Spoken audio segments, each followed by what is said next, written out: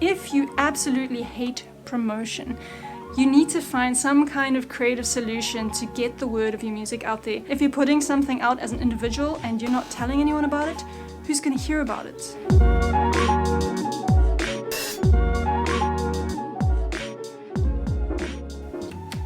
Hey guys, welcome back to my channel. Today, apart from making beats, I want to talk about my song release strategy. But wait, what is this?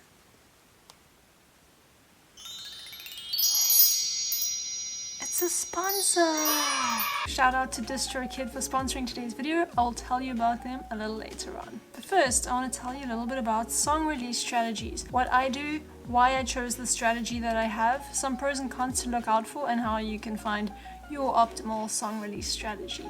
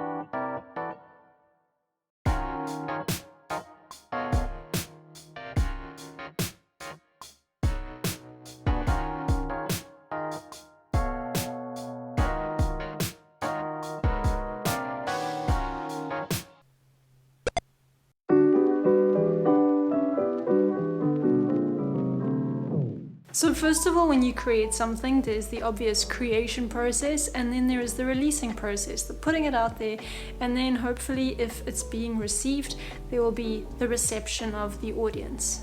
Now, for you to work out a strategy that makes the most sense for you, you need to be really aware of your strengths and weaknesses. And if you're not, write them down now. Do it. So a big strength of mine is to make things and to keep making things. One of my biggest weaknesses is that if I don't kind of keep in that process, I can get really distracted with something else.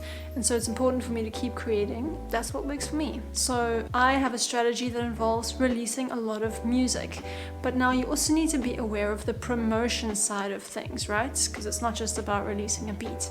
And for me, I find promotions really tedious, and during that time when I'm not creating and I'm focusing on promoting, I can actually lose focus. Now, another thing you need to consider is you need to know your audience.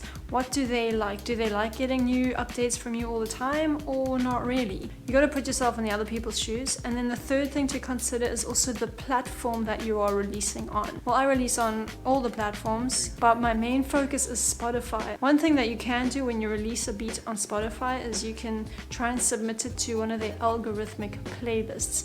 And you can only do that one track at a time. So if you're releasing an album with 20 beats, you can only submit one beat. Spotify playlist is a whole another category. But just remember, you need to know yourself, you need to know your audience, and then you also need to know the platform that you want to put your music on.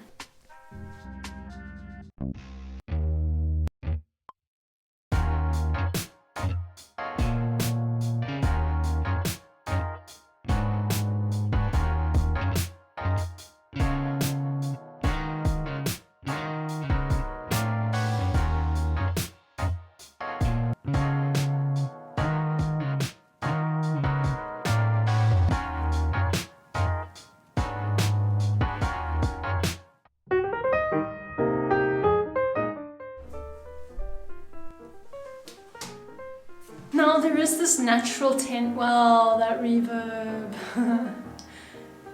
Now there is this natural tension between releasing too often and not releasing enough, and then not having enough time for promotions. So if you're releasing a beat every week, it's going to be really hard to hype it up and give it like a beautiful release day. Whereas if you're releasing a beat once a month or every 2 months, you have plenty of time to actually tell people about it, get them excited, make them at least aware of the fact what's happening, and then maybe on release day people will listen to your stuff and share it. But if you release a beat every few months and you've got this big promotion time, you actually need to spend that time promoting. Otherwise you're just being scarce, and then people are going to forget about you during that time. Now another reason why I like to release beats every week is just so that I can build up a portfolio on Spotify. Little Miss Beats is only a few months old, and so I'm trying to get a lot of beats on Spotify so that when any new people come and find me, they have a lot of music to listen to. Once I have a certain amount of beats, and I'm probably close to that number right now, then I can stagger my releases a bit more and focus on promotion, because I've already got a backlog of beats that new listeners can listen to should they like what they find. I know what you're thinking. You're thinking, can you have my toilet paper? No.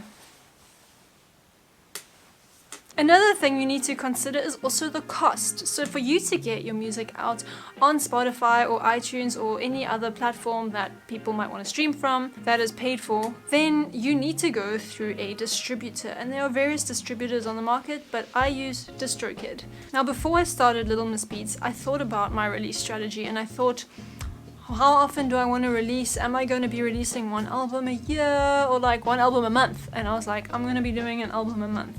And so I factored that into my search when looking for distributor.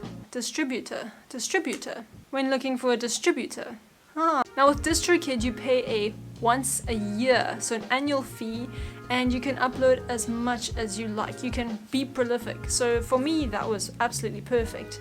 I don't know all the other distributors and I don't know all their pricing plans, but I do remember that DistroKid was by far the most affordable for me, and it released songs to all the different platforms that I was after, so iTunes, Spotify, Google Play, Amazon. It also puts your music on Instagram. So when I'm on Instagram and I want to say put one of my tracks on a story, I can just use the inbuilt function and search the library of music, and my music will be there. And DistroKid was the first distributor to actually put music on TikTok. I do dabble in the TikTok. I have like 6 followers. In terms of my experience with using DistroKid, it's as easy as uploading your song onto any online platform. You just literally drag your song up, you put in your album name or your track name, you put your album artwork. You have to have album artwork. I guess you could probably just upload a black square, but like I said, I use them. You can make as many songs as you want. Yay! I have a discount for you. So if you sign up with DistroKid, you'll get 7% off, and I get a very small referral fee. So if you were gonna get them, please use my link. Thank you DistroKid for sponsoring this video.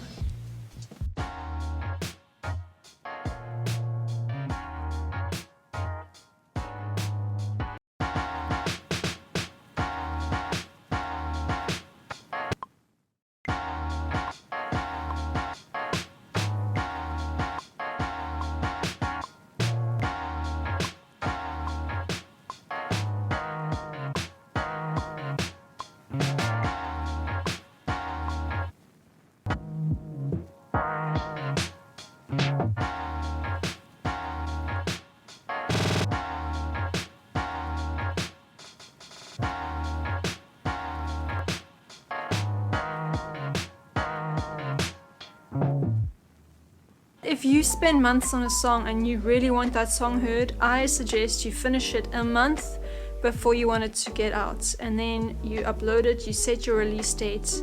You'll need the second DistroKid plan for that, and then really promote your song, because people need to know. You need to market. They're not going to know if you don't tell them, and yes, it's cringe, but you can do marketing in a really great fun way. Apparently. But those are the things that you need to consider. What works for you as a creator? You don't want your audience to forget you or to be bombarded by you. And then third, the platforms that you want to use. So how do those platforms work? How do the algorithms work? Are there any things you need to keep in mind? So I hope this information was useful to you, and I hope it inspired you to make something.